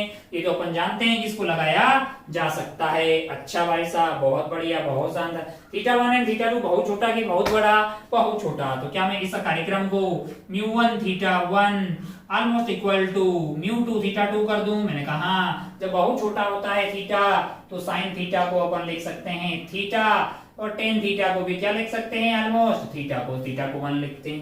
अच्छा, बहुत बढ़िया। कुछ और बातें अगर आप बोले ध्यान से, तो आप ध्यान से देखिए कौन सा वाला ट्राइंगल, पहला ये वाला ट्राइंगल देखिए, कौन सा वाला, ONM, या OMN है कि नहीं यार, OMN। अच्छा, ये जो इनको मैं ना आप समझ गए कि पहले दूरियां यहां से लेंगे, फिर Pn को 0 मान लेंगे। तो मैं डायरेक्ट ही 0 मान लूं क्या, मतलब P और N वाले को एक ही पॉइंट पे मान लूं? बहुत बढ़िया भाई साहब, N बोलिए या P बोलिए, क्योंकि ये दोनों तो सेम ही है कि नहीं है। पहले वैसे मतलब जो है, फिर ये बाद में बोलेंगे कि ये जो दूरी है वो यहां से थी लेकिन ये बहुत कम है, तो बोल से ही मान लो, है ना, ऐसा टाइम पास कर क्या है। तो अगर आप ध्यान से देखें इस वाले ट्राइंगल में, क्या मैं ऐसा मैंने चाहता हूं मुझे 10 अल्फा मिल जाए। क्या मिल जाए, 10 अल्फा मिल जाए। 10 अल्फा की वैल्यू क्या होगी, तो आप बोलेंगे साहब कि वो तो हो जाएगी mn डिवाइडेड बाई ये वाली दूरी। कौन सी वाली दूरी, ये वाली दूरी। ओ क्या होगी, ON। पहले मैं ON लिखूंगा, फिर अगले वाले स्टेप में बोर्ड में क्या लिखूंगा, ON is always equal to, अबे यहाँ ON लिखूंगा, है ना।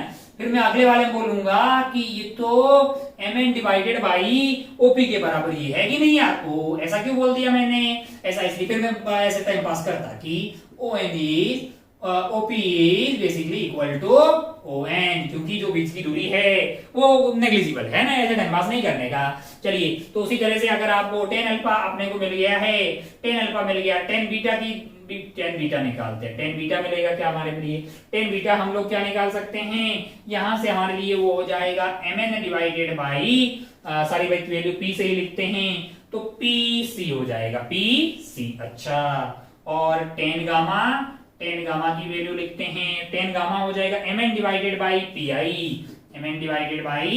PI, हालांकि वो NI होगा, फिर NI को लिख देंगे PI, क्योंकि NI और PI सेम है। अच्छा भाई साहब, बहुत बढ़िया, बहुत शानदार। ओहो, बढ़िया यार।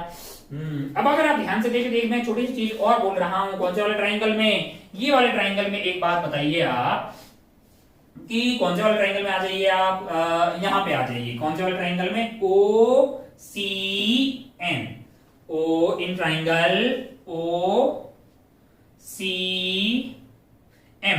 OCM ट्राइंगल में देखिए भाई साहब, ये है ना, इस वाले ट्राइंगल में ये दोनों इंटीरियर एंगल है, इनका सम थीटा 1 के बराबर होना चाहिए कि नहीं होना चाहिए, मतलब alpha plus beta must be equal to theta 1। Alpha plus beta, अरे 9th में जानते हैं, 8th में पढ़ा होगा भाई, तो एंगल का सम जो होता है एक्सट्रीम एंगल के बराबर होगा। तो अब तो तुरंत बोल देगा कि एक और ट्राइंगल कंसीडर कर लो जिसमें गामा वामा आ जाए। मैंने कहा ये वाला ट्राइंगल कर लो, MCI इन ट्राइंगल MCI में कौन हो जाएगा, MCI, ओहो, theta theta two plus gamma is equal to beta.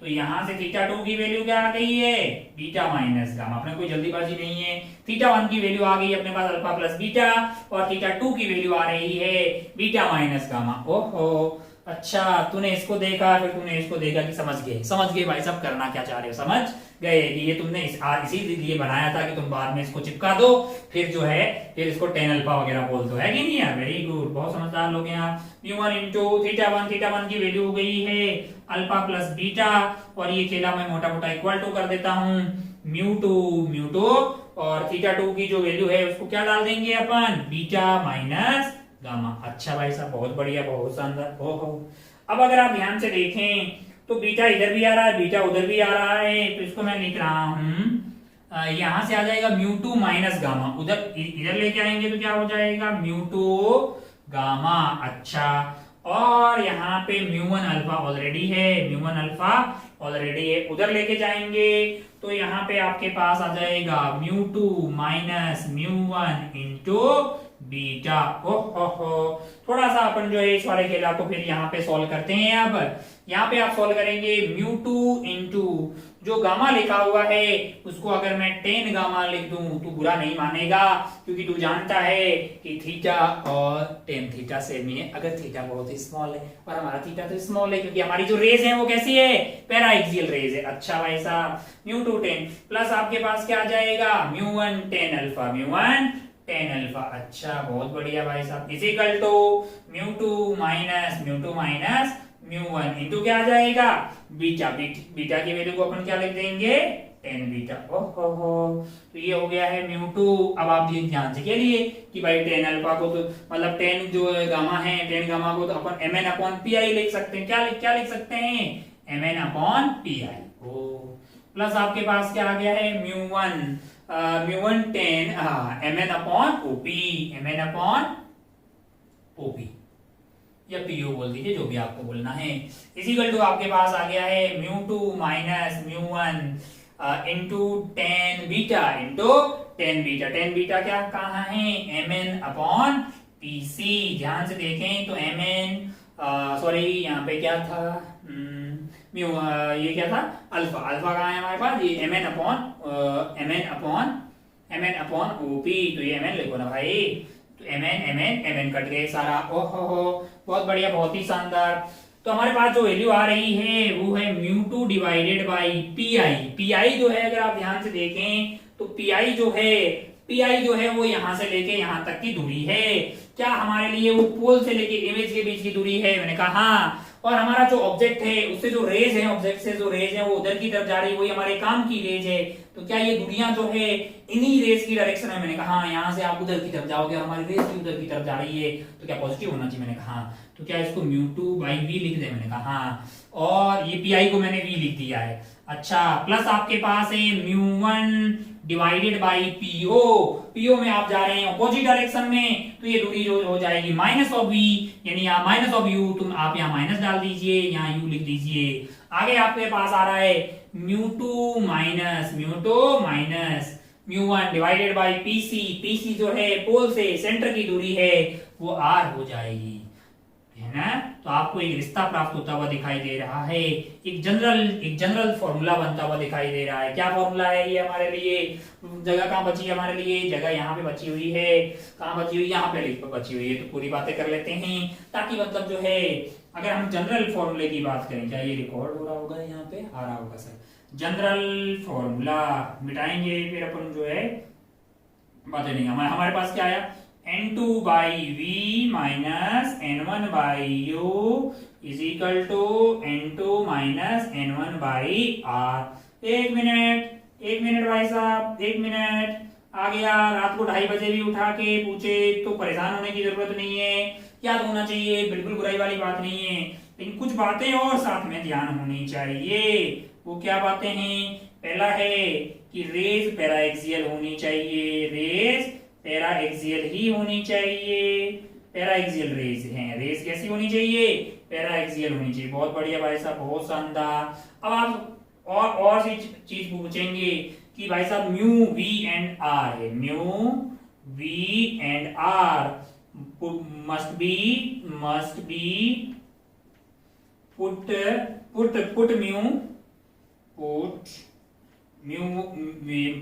u v and r with sign। ये बोलना चाह रहा है मास्टर कि भाई साहब u v and r जो है ना उसको विद साइन डालना है। Put u v and r with sign, तू तुरंत बोलेगा कि साइन कन्वेंशन क्या है। साइन कन्वेंशन वही है भाई, साइन कन्वेंशन वही है जो पुराने वाला हुआ करता था कि जो काम की रेज यानी कि वो रेज जो ऑब्जेक्ट से जा रही है, काम की रेज की डायरेक्शन में जो भी मेजरमेंट लेंगे पोल से वो पॉजिटिव होगा, उसकी अपोजिट डायरेक्शन में नेगेटिव होगा। इस प्रिंसिपल एक्सिस से ऊपर की दूरियां पॉजिटिव, प्रिंसिपल एक्सिस के नीचे की दूरियां नेगेटिव। ओहो, कुछ और बातें हैं क्या? मैंने कहा हाँ। अगर आप ध्यान से देखो तो μ1 और μ2 उस वाले मीडियम का रिफ्रैक्टिव इंडेक्स होता है जिसमें रेज जा रही होती है कि नहीं यार? μ2 उस वाले मीडियम का रिफ्रैक्टिव इंडेक्स होता है जिसमें रेज जा रही होती है, यानी μ2 जो है μ2 उसका लेना है जहां रेज जा रही है। अच्छा, वो वाले मीडियम का जहां रेज जा रही है। μ1 कहाँ किस वाले का लेना है? जहां से आ रही है, जहां से आ रही है, यानी यहां से रे कहां से आ रही है? μ1 से आ रही, जा कहां रही है? μ2 में जा रही। भाई साहब ये बात ध्यान रखियो, कल तो जावे को करना सवाल आके सवाल करेंगे अभी खूब सारे, देख ले। याद बहुतों को होता है, आंसर सही नहीं आते, वैल्यू में साइन वाइन गलत रख देते हैं। μ2 भाई मैंने n लिख दिया क्या? खैर म्यू, यहाँ पे म्यू लिख दीजिए, n या म्यू काफी जगह आपको n लिखा हुआ दिखाई देगा। μ2 μ1 μ2 by v minus μ1 by u is equal to μ2 minus μ1 divided by r। Mu क्या है? अरे यहाँ पे म्यू लिखा है, बहुत बढ़िया भाई साहब, बहुत शानदार। तो आपको ये रिश्ता ध्यान होना चाहिए। μ2 वाले मीडियम का रिफ्रैक्टिव इंडेक्स होता है, इसमें रेज आ रही होती है। μ1 उस वाले का होता है जहां से आ रही होती है। u v और r जो है पोल से मेजर की हुई दूरियां हैं, u ऑब्जेक्ट की, v इमेज की, और r जो है सेंटर ऑफ स्फेरिकल सरफेस की। यानी यहाँ एयर नहीं है, अब आप ऐसे ना समझियो कि अल्लाह यहाँ पे भी वाइट, यहाँ पे भी वाइट, बीच में ऐसा रखा हुआ नहीं रहे लाला। ये मतलब μ2 वाला मटेरियल भरा हुआ है इधर, है ना? ये पूरा जो है ऐसा भरा हुआ है ना? ये तो जस्ट मैंने बाउंड्री बनाई है, यहाँ एयर नहीं है, यहाँ पूरा μ2 वाला मीडियम है ना? है कि नहीं यार? अच्छा भाई साहब, बहुत बढ़िया, बहुत शानदार। μ2 वाले मीडियम में यहाँ जाके इमेज बन गई भाई साहब, है ना? वेरी गुड, बहुत बढ़िया, बहुत ही शानदार। ओहो, हम आगे बढ़ते हैं, कुछ और सवाल देखते हैं। इस पे सवाल देखते हैं, पहले बोर्ड साफ करते हैं क्योंकि काफी भर दिया है हमने। वैसा हो गया है जैसा अपन क्लास में करते हैं कि भाई साहब एक बार पूरा बोर्ड भर दीजिए, फिर पूरा लिख दीजिए। उम्मीद है कि आपको दिखाई दे रहा होगा। बिल्कुल आपने कोई बहुत तगड़ी चीज नहीं की है। इसका डेरिवेशन किया है, इसका डेरिवेशन किया है। अब आप बोलेंगे बोर्ड में आ जाए तो क्या करना है? मैंने कहा यहाँ लिखना है कंसीडर ट्राइंगल दिस, इसमें भी कंसीडर लिखना है। फिर आपको equation 1, equation 2, equation 3 from equation 1 and 2, इसको इक्वेशन 3 4 बोल दीजिए। इसको ये उठा के उधर डाल दिया है ना, कंसीडरिंग दिस हेंस प्रूव हो गया है ना। तो ऐसा डेरिवेशन हो जाता है, इसमें कोई बुराई वाली बात नहीं है। आगे बढ़ते हैं और अपन देखते हैं इस पे सवाल देखने से पहले इसका टुकड़ा साफ करते हैं, ठीक है? चलिए, तो हमने बोर्ड भी साफ कर दिया और लगे हाथ जो है 3 सवाल लिख दिए। लिखने में क्या होगा कि वो सवाल लिखने का टाइम जो है अपने पास बच जाएगा, तो अपन ज्यादा कंटेंट जो है बता पाएंगे। अच्छा भाई, पहला सवाल आपको कुछ इंफॉर्मेशन दे रहा है कि यहाँ पे एक ऑब्जेक्ट रखा हुआ है, इधर का जो मीडियम है उसका रिफ्रैक्टिव इंडेक्स 1 है और दूसरी साइड पे जो है उसका रिफ्रैक्टिव इंडेक्स है 1.5 और बीच में एक स्फेरिकल सरफेस रखी हुई है जिसका रेडियस ऑफ कर्वेचर 10 सेंटीमीटर है। आपको बोला गया कि इस ऑब्जेक्ट की इमेज कहां बनेगी, इस ऑब्जेक्ट की इमेज कहां बनेगी। मैंने कहा अच्छा भाई, बहुत बढ़िया, बहुत शानदार। वैसे अगर लॉजिकली देखा जाए तो रे ऐसे आएगी, यहाँ टकराएगी और कुछ बनेगी इधर की तरफ, भाई साहब इधर आते हुए यहाँ कहीं बनेगी। आप पता कर लेते हैं, अभी सीख के आए हैं कि n2 by v minus n1 by u is equal to n2 minus n1 divided by r।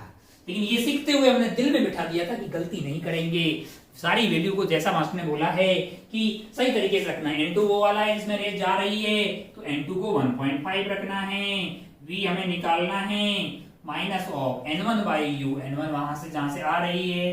अब आप ध्यान से देखिए u की वैल्यू 30 होगी कि -30, रेज उधर जा रही है उसके अपोजिट आ रहे हैं तो ये -30 हो जाएगी। अच्छा भाई साहब, is equal to n2 minus n1, n2 minus n1 n लिखिए या म्यू लिखिए, है ना, कई बार अपन n लिख देते हैं, कई बार म्यू लिख देते हैं। शुरू से शायद म्यू ही लिखते आ रहे हैं, तो म्यू ही लिखने का, म्यू इज इफेक्टिव इंडेक्स, है ना, n भी लिख सकते हैं, ऐसा कुछ नहीं। म्यू टू मतलब अलग अलग बुक्स में अलग अलग आपको लिखा हुआ दिखाई देगा, कहीं पे म्यू ले लेंगे, कहीं पे आपके लिए n ले लेंगे, है ना। चलिए वो बड़ा इश्यू भी नहीं है।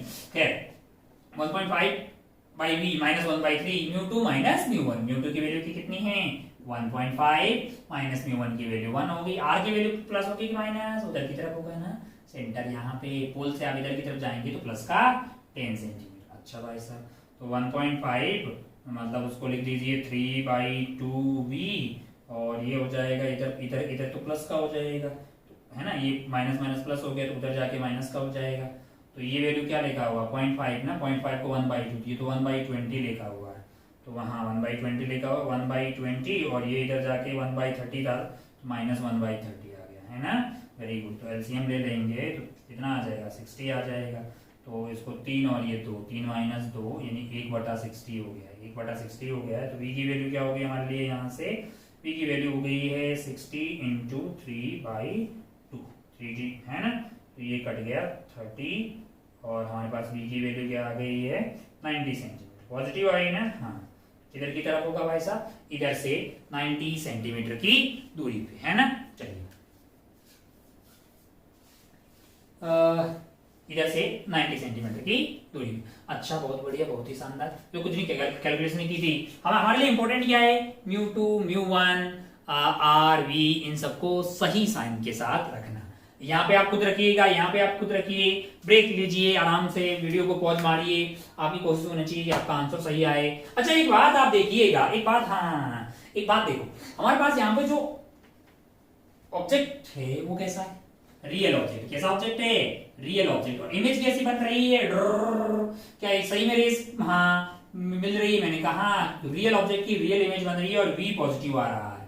यहाँ पे अगर v पॉजिटिव हो तो कैसी इमेज बनती है, रियल इमेज। ऐसा मिरर में नहीं होता था, मिरर का उल्टा है भाई साहब, मिरर का उल्टा आंसर आ रहा है, उल्टा मतलब ऑपोजिट टाइप का आंसर आ रहा है। वहां पे v पॉजिटिव होता था तो कैसी इमेज बनती थी अपने को, वर्चुअल इमेज। लेकिन यहाँ पे अगर v पॉजिटिव आ रहा है तो इमेज बन रही है रियल। हाँ, यही मैं सोच रहा था कि इमेज के बारे में बता सकते हैं। अच्छा चलिए, बढ़ते फास्ट हो गया कंप्लीट अपना, सेकंड वाले में चलते हैं।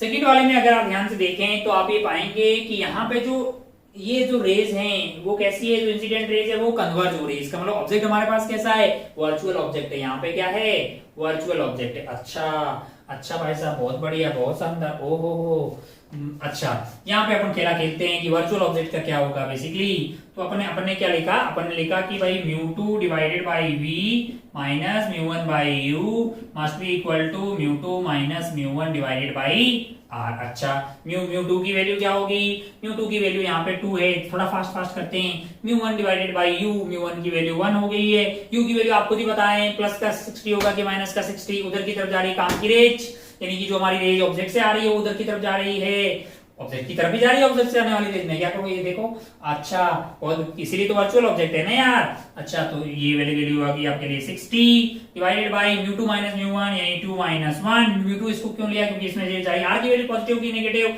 सेंटर यहाँ पे होगा, ये ऐसा बना रखा है तो आप पोल से उधर की तरफ जाएंगे और ये ऐसे आ रही है, तो r की वैल्यू हो गई -20। अच्छा भाई साहब, बहुत बढ़िया, बहुत ही शानदार। तो ये वैल्यू हो गई है आपके पास -1/20। अगर आपको v चाहिए तो 2/v is equal to 1/60 minus 1/20। LCM ले लेंगे, आएगा 60। तो ये 1 माइनस 3 यानी -2 डिवाइडेड बाई 60 यानी -1/30। ओहो बहुत बढ़िया, बहुत शानदार। तो अगर आपको v चाहिए तो ये आ गया है तो ये -60 सेंटीमीटर आ गया। मल्टीप्लाई कर दीजिए भाई, 30 इंटू 2 -60। -60 का मतलब इमेज इधर की तरफ बनेगी। कहां बनेगी, इधर की तरफ बनेगी। कैसे कि ये यहां जाएगी और फिर ये इधर की तरफ जा रहा होगा, ये ऐसे, है ना। ये मतलब जाने का मतलब क्या हुआ कि इधर तो जाएगा ये सही में,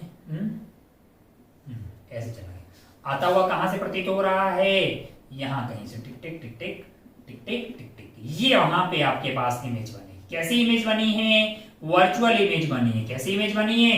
वर्चुअल इमेज। तो आप ध्यान से नोटिस अगर करेंगे तो v की वैल्यू जो है यहाँ पे नेगेटिव है। v की वैल्यू क्या है? नेगेटिव। इमेज कैसी बन रही है? वर्चुअल इमेज बन रही है। जस्ट आपके पास क्या हुआ है, जैसा अपन मिरर में खेला खेलते थे उसका अपोजिट हुआ है। अरे भाई v की वैल्यू नेगेटिव तो वहां पे क्या बनती थी? रियल इमेज बनती थी, लेकिन यहाँ पे कैसी इमेज बनी है? Virtual image. तो मिरर का उल्टा हो गया कि यार v की वैल्यू पॉजिटिव आ रही है तब रियल इमेज बन रही है। स्फेरिकल रिफ्रैक्शन में यानी लेंसेज में भी यही खेला खेलेंगे अपन, और v की वैल्यू जो है नेगेटिव आ रही है, इसका मतलब क्या बन रहा है? Virtual image. Positive pay real image. अच्छा भाई साहब, बहुत बढ़िया, बहुत शानदार। ओहो, समझ में आ गया। मतलब मेरा कहने और इन सवालों से बताने का तात्पर्य यही था कि आप इस फॉर्मूला को लगाते हुए μ2, μ1, v, u, r इनको अगर सही से रख देंगे तो फिर तो आंसर आएगा ही यार। बहुत बढ़िया। थोड़ा सा सवाल की डिफिकल्टी अगर अपन बढ़ाएं, मान लो कि तीसरे वाले सवाल की बात करें, दूसरे वाले सवाल में क्या बोला है कि भाई बीच में स्फेरिकल रीजन ऐसा रखा हुआ है जिसका रिफ्रैक्टिव इंडेक्स है 1.5 और एक ऑब्जेक्ट रखा हुआ है जो इस वाले मीडियम में जिसका रिफ्रैक्टिव इंडेक्स 1 है। ऑब्जेक्ट का फासला जो है यहाँ से 30 है। स्फेरिकल सरफेस का रेडियस ऑफ कर्वेचर 10 सेंटीमीटर है। Find the location of final image. आपको फाइनल इमेज की लोकेशन बतानी है। फाइनल इमेज कहां बनेगी उसकी लोकेशन आपको बतानी है। तुरंत बताइए भाई साहब, पॉज वॉज मार लीजिए वीडियो को और तुरंत जो है फाइनल इमेज की लोकेशन की तलाश में चले जाइए, है ना।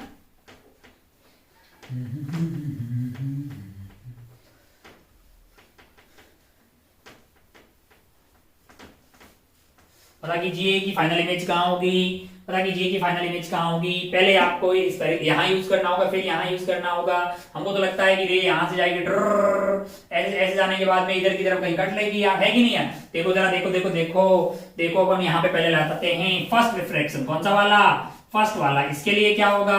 मैंने कहा अपने को तो क्या लगाना होता है, अपने को तो यही लगाना होता है μ2 by v minus μ1 by u, और इसको सही से ही लगाना होता है। सारी इन्फॉर्मेशन तो यहीं से आएगी ना यार। ओहो, μ2 अपने लिए इसमें जा रही है तो 1.5 हो जाएगा। v की वैल्यू हमें पता करनी है, minus of μ1 by u, μ1 by u मेरे लिए 1 हो गया है। u की वैल्यू माइनस 30 हो जाएगी तो ये हो जाएगा प्लस का 30। अरे माइनस 30 देखो, माइनस u माइनस का को लिया, तेरे को समझ में आ गया होगा।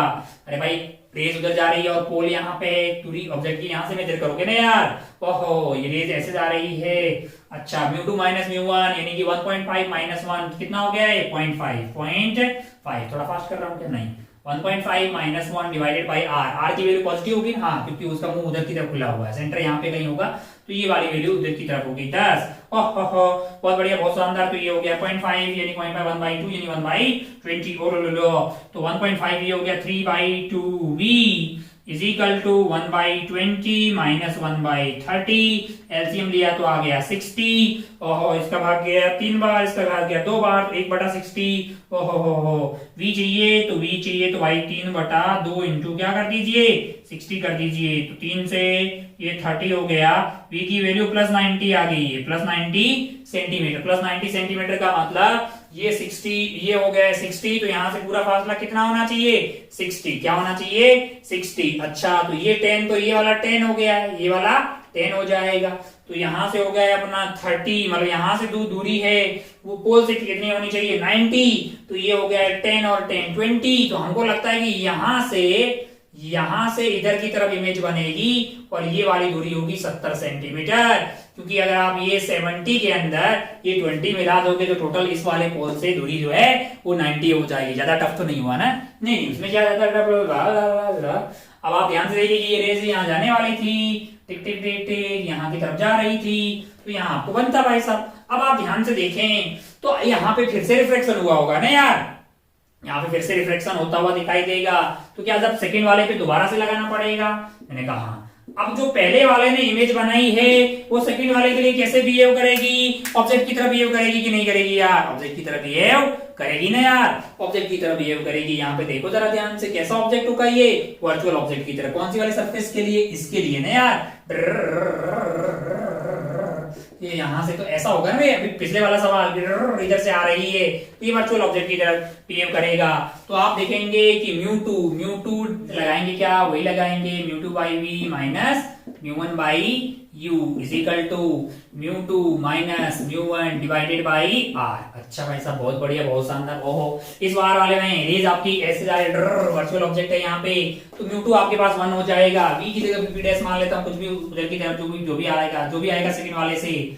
अच्छा भाई साहब, बहुत बढ़िया, v रहने तो उसमें क्या है, μ2 डिवाइडेड बाई, यानी μ2 की वैल्यू 1 होगी, ये divided by v minus of μ1 की वैल्यू अपने पास क्या होगी 1.5 डिवाइडेड बाई म्यू जो है, मतलब म्यू नहीं है, ये v है, u है, u बा, यहाँ से u की वैल्यू क्या होगी 70, काय को लिया प्लस 70, तो खुद बोल देगा कि भाई साहब उधर की तरफ है, उधर की तरफ है, तो क्या लेंगे प्लस 70 सेंटीमीटर।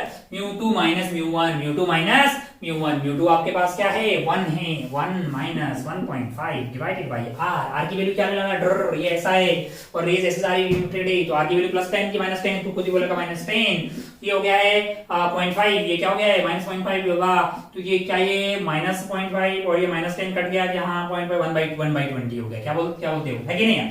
अच्छा, तो अगर मुझे चाहिए 1/v, तो मैं क्या कर दूंगा, मैं उसको ले जाऊंगा उधर, और 3/140 माइनस, हाँ ये हो गया प्लस, और ये हो गया प्लस का, और वो उधर ऑलरेडी प्लस का है, बटा 1/20। ओहो, एलसीएम लिया तो मेरे पास क्या आया कि 140 आ गया, एलसीएम क्या आ गया है 140 एलसीएम आ गया, तो 3 हो गया भाई साहब, बहुत बढ़िया, बहुत शानदार। और इसका भाग मेरे लिए कितनी बार गया 7 बार, तो ये 7 हो गया, तो ये 10/140 हो गया। ओह, ये तो 14 हो गया भाई। और यहाँ से अच्छा, v की वैल्यू क्या आ गई प्लस का 14 सेंटीमीटर, प्लस का 14 सेंटीमीटर आने का मतलब क्या है कि उधर ही बनी होगी इमेज कहीं, है कि नहीं यार। प्लस का 14 सेंटीमीटर आने का मतलब जो आपके पास जो रेज हैं वो क्या हुआ होगा टिक टिक टिक टिक टिक टिक टिक टिक टिक टिक टिक टिक टिक टिक। इसके बाद रेज आपके पास जो हैं वो बेसिकली यहाँ से प्रिंसिपल एक्स इधर आई होगी, प्लस मतलब प्लस पढ़ने का मतलब आप क्या समझे कि इमेज इधर की तरफ बनी होगी, है ना। ये रिफ्लेक्ट हो गई, ऐसे ऐसे आ गई होगी, यहाँ पे नॉर्मल, ये यहाँ पे नॉर्मल, टिक टिक टिक, है ना। तो ये ऐसा, ये आपके थीटा बनता है, ये थीटा 2 हो गया, प्लस का 14 सेंटीमीटर, यानी फाइनल इमेज जो है यहाँ से कितनी दूरी पे है 14 सेंटीमीटर, किस पे है 14 सेंटीमीटर। चलो भाई साहब, बहुत बढ़िया, बहुत शानदार, काफी अपन ने टाइम निकाला है, कितना हो गया है टाइम, काफी हो गया है। तो अपन क्या करते हैं कि हालांकि हमको एक मैग्निफिकेशन की बात कर लेते, क्या लगे यार, हाँ मैं करते हैं ना यार, इतनी कौन सी जल्दीबाजी है, नेक्स्ट वाले में कर लेंगे क्योंकि टाइम 1 घंटा प्लस हो गया है। वेरी गुड, तो हमको इस पे खूब सारे और सवाल सोल्व करेंगे, खूब सॉल्व करेंगे भाई साहब, बातें करेंगे, मैग्निफिकेशन की भी बातें करेंगे, जैसे अपन ने वहां पे कहाँ की थी, मिरर वाले केस में भी हमने मिरर वाले केस में बातें की थी, लेटरल मैग्निफिकेशन, ट्रांसवर्स मैग्निफिकेशन वगैरह। तो हमको मैग्निफिकेशन भी मतलब जो है इस पे करेंगे अपन, मैग्निफिकेशन की बातें। फिर अपने वहां पे बातें की थी वेलोसिटी की, ऑब्जेक्ट को चला दिया, इमेज का क्या होगा, तो बिल्कुल जो है यहाँ पे भी हम ऑब्जेक्ट को चलाएंगे, इसमें कोई बुराई वाली बात नहीं है, इमेज किधर जा रही होगी वो बातें करेंगे। फिर जो है अपन जो है मान लो कि अभी ऐसा लिया है, अभी अपन इधर से रे जा रही है, फिर क्या करेंगे ऐसा कुछ कर देंगे यहाँ से, तो लेंसेज की बातें शुरू कर देंगे, है ना, वेरी गुड। तो मतलब जो है फिर अपना लेंसेज का खेला भी ऐसा ही कुछ होगा, तो लेंसेज में बारे में बातें करेंगे, मैग्निफिकेशन, और उसमें भी लेंस फॉर्मूला, ये वो वेलोसिटी वगैरह की। फिर धीरे धीरे हमारा खेला जो है अब लगभग जो ज्योमेट्रिकल ऑप्टिक्स का है वो लेंसेज के समापन समारोह, कुछ कॉम्बिनेशन, कुछ लेंसेज के कॉम्बिनेशन वगैरह, फिर या फिर ऐसे सवाल अपन डील कर सकते हैं जिसमें सब लेंस भी हो, मिरर भी हो, प्रिज्म भी डाल दो, सब डाल दो यार, सब डाल दे, अच्छे समझता था कि ये होता है, ये होता है, ये होता है। फिर ध्यान लगाना कहीं, क्योंकि यहाँ पे लफड़े प्लस माइनस के ही होते हैं, प्लस माइनस कुछ उल्टा सीधा कर दोगे तो आंसर गलत आ जाएगा। वो बहुत टफ चीज नहीं है, अगर तू लॉजिकली चीजों को समझते जा रहा है तो अपन हर चीज पढ़ रहे हैं, बस तुझे ये ध्यान रखना है कि भाई चीज एग्जैक्टली वो लगती क्या है, तू वो कंफ्यूज ना हो कि μ2 क्या है, μ1 क्या है, u प्लस लू माइनस लू, है कि नहीं यार। सारी बात समझ रहे हैं, उसको साथ साथ में अच्छे से समझते जा, ताकि सवाल सॉल्व करने में तेरे को किसी भी लेवल का कोई सवाल आएगा दिक्कत नहीं होगी। आज का अपन खेला जो है अब शायद समाप्त कर दें तो ही भलाई होगी। तो आपसे विदा लेते हैं, जय हिंद, जय Bharat, take care, bye. Homework वगैरह आप करते रहे, मतलब ये जो है ना सवाल बिल्कुल आप साथ साथ में करते रहें। जिस दिन आपका वीडियो लेक्चर होता है उस दिन जो होमवर्क दिया होता है आपका मतलब डेडिकेशन, इस लेवल का जुनून होना चाहिए कि नहीं मैं आज का काम आज ही पूरा करके सोऊंगा, क्योंकि अगर आप ऐसा करेंगे तभी जो है मतलब जो इधर और जो उधर आप हम दोनों के अगर एफर्ट्स जो हैं सेम डायरेक्शन में जाएंगे तो फिर कंस्ट्रक्टिव इंटरफेरेंस होगा। नहीं तो ये जो पूरा कार्यक्रम है ऑनलाइन वाला वो एक तरफा प्यार की तरह ही हो जाएगा, इसमें एक तरफ से एफर्ट लगाए जा रहे होंगे, दूसरी साइड से अगर नहीं लगे होंगे तो फिर फायदा होने वाला नहीं है। हालांकि आप बहुत समझदार बच्चे हैं, आप वो वाले बच्चे हैं नहीं जिनको फोर्स करके पढ़ाया जाता है, आप तो खुद से मतलब पढ़ने वाले लोग हैं, तो ज्यादा ज्ञान देने की जरूरत भी नहीं है। चलिए फाइनली टेक केयर, बाय, जय हिंद, जय भारत, गुड लक।